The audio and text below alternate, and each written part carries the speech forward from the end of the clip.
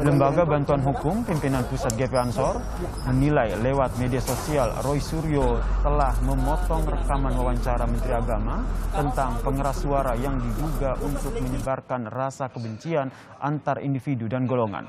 Laporan ini dilakukan setelah sehari sebelumnya Roy Suryo melaporkan Menteri Agama ke polisi dengan tuduhan melakukan penistaan agama. Laporan ini kemudian ditolak Polda Metro Jaya karena tempat kejadian perkaranya di luar wilayah hukum Polda Metro Jaya. Video tadi yang di handphone jam berapa? Oke, balik. Ya.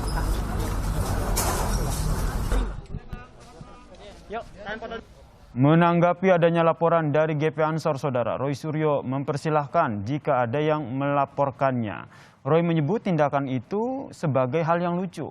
Menurut Roy Suryo, langkah yang dilakukan sebelumnya hanya ingin membantu masyarakat.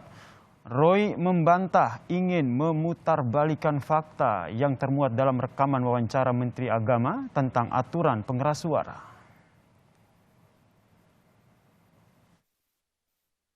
Nah, jadi saya sih menunggu saja, ya, mencerahkan saja, ya. Silahkan kalau memang ada upaya untuk memutarbalikkan fakta, ya, yang hitam jadi putih, putih jadi hitam, yang seharusnya dilaporkan itu siapa, tapi malah justru saya yang dilaporkan, ya, gitu.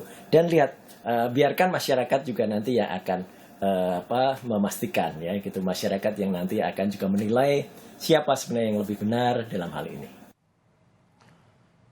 Sementara itu, Saudara, Menteri Koordinator Bidang Pembangunan Manusia dan Kebudayaan Menko PMK Muhadjir Effendi mengajak masyarakat untuk memahami secara menyeluruh surat edaran Menteri Agama tentang pedoman penggunaan pengeras suara di masjid dan juga musola. Muhadjir mengatakan aturan mengenai masalah pengeras suara atau TOA yang ada di masjid atau musola dalam surat edaran Menteri Agama telah mempertimbangkan banyak hal dan bertujuan untuk mewujudkan kenyamanan lingkungan dan toleransi terutama dalam hal kehidupan beragama.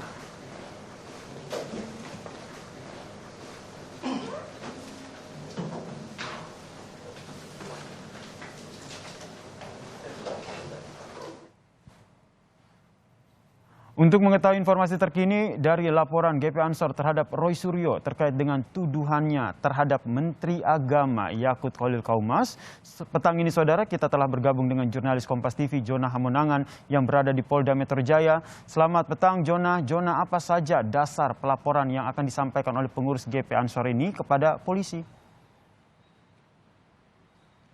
Ya, selamat petang Yasir dan saudara. Jadi memang sekitar 5 menit lagi dari pihak GP Ansor akan masuk ke SPKT Polda Metro Jaya, di mana akan melaporkan mantan Menpora terkait dengan adanya tuduhan, di mana tuduhan tersebut dianggap GP Ansor tidak berdasar.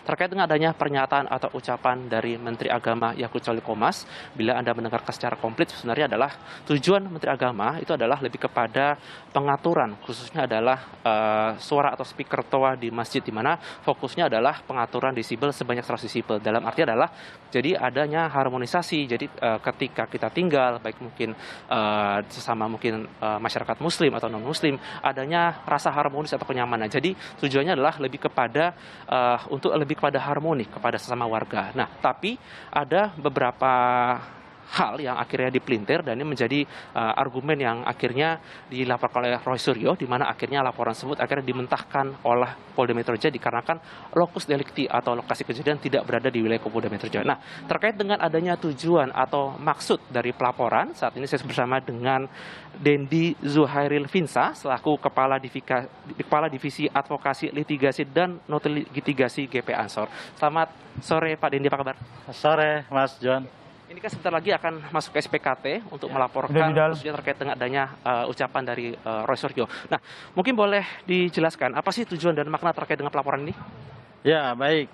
Jadi begini, cuitan, editan video yang dibikin oleh terlapor, ya, Saudara Roy Suryo itu memframing, mengkaburkan konteks apa yang dibicarakan oleh Menteri Agama Haji Yakut Khalil Qaumas gitu. Nah, framing ini dengan tuduhan bahwa Haji Yakut Khalil Qaumas itu menistakan agama. Padahal sampai saat ini Menteri Agama itu masih Ketua Umum Gerakan Pemuda Ansor. Pimpinan tertinggi Ansor dan Banser seluruh Indonesia yang anggotanya cukup banyak gitu ya. Sehingga tuduhan yang dilakukan ini sangat membuat Gerakan Pemuda Ansor dan Banser itu cukup marah. Karena tidak mungkin Ketua Pemuda Islam Indonesia yang besar melakukan penistaan terhadap agamanya sendiri. Nah, editan-editan dia itu mengkaburkan konteks yang sebenarnya yang dilakukan oleh Menteri Agama adalah tentang speaker, suara, bukan persoalan menistakan agama, begitu. Terkait dengan poin-poin pelaporan hari ini, kira-kira apa saja yang ingin disampaikan?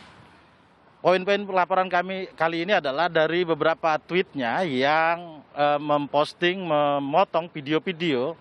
Dugaan kami video itu yang diposting dengan durasi cuma 30 detik sehingga membuat menjadi masyarakat Islam Indonesia ini gaduh gitu ya.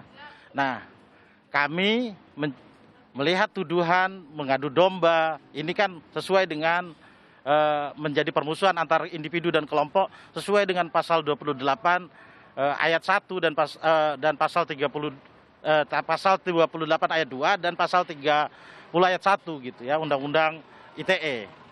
Kami akan coba laporkan itu. Oke, polemik ini kan akhirnya bergulir nih ya, di mana akhirnya mungkin tanda kutip di media sosial mungkin ada yang pro, ada yang kontra. Nah, mungkin Mas Dendi dari GP Ansor boleh menegaskan bahwa tidak ada niatan mungkin dari Menteri Agama yang mungkin niatan untuk menistakan agama Islam. Jadi emang ini lebih fokus kepada mungkin pengaturan audio atau mungkin toa masjid saja. Jadi emang fokusnya lebih kepada ke situ.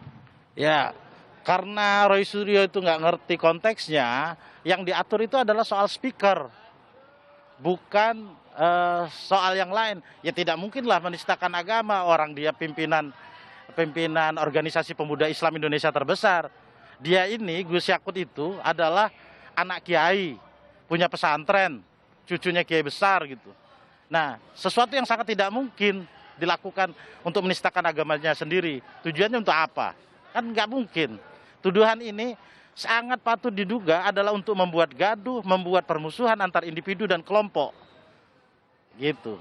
Mungkin terakhir dari Mas Dendi, mungkin apakah perlu seperti ahli bahasa, mungkin kan ini kan jadi multitafsir ya, dan di media sosial akhirnya jadi kemana-mana. Mungkin dari GP Ansor sendiri sudah memikirkan mungkin langkah-langkah, misalkan mungkin ada yang tidak terima atau mungkin ada ingin mengajukan langkah hukum misalnya.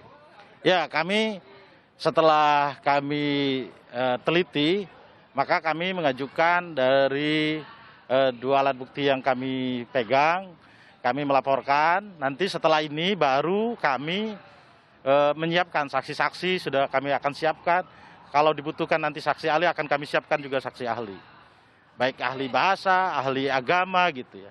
Karena Roy Suryo ini kan bukan bagian dari agamawan, bukan dari ahli bahasa, bukan ahli hukum juga gitu.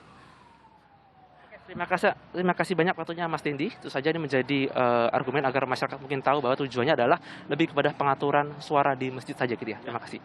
Demikian wawancara saya dengan Mas Dendi Finsa dari GP Ansor, di mana itu saja tujuan pelaporan hari ini kepada mantan Menpora Roy Suryo ini lebih kepada penegasan bahwa pada dasarnya GP Ansor sama sekali tidak ada niatan melalui Menteri Agama terkait dengan penistaan agama. Jadi lebih fokus kepada pengaturan audio atau mungkin pengaturan speaker di masjid maksimal 100 desibel agar adanya harmonisasi mungkin antar masyarakat mungkin yang beragama Islam ataupun non-Islam agar tercipta kondusivitas khususnya kepada sesama warga yang ada. Terima kasih Jona Menangan atas informasinya dari Mapolda Metro Jaya.